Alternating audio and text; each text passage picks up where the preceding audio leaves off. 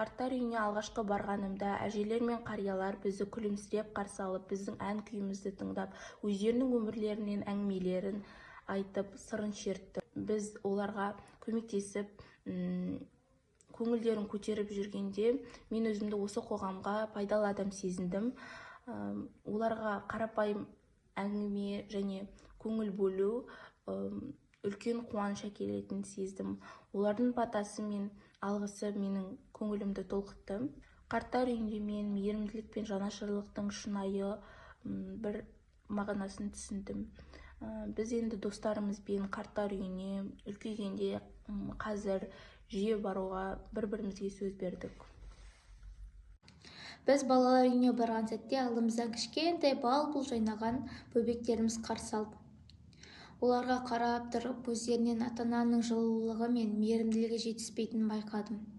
Олар қасыма келіп, ойнап, еркелеп, қолымнан ұстап, күліп тұрған сәттерінде жүрегім тыз ете қалып, көзімнен жас шығардай болды.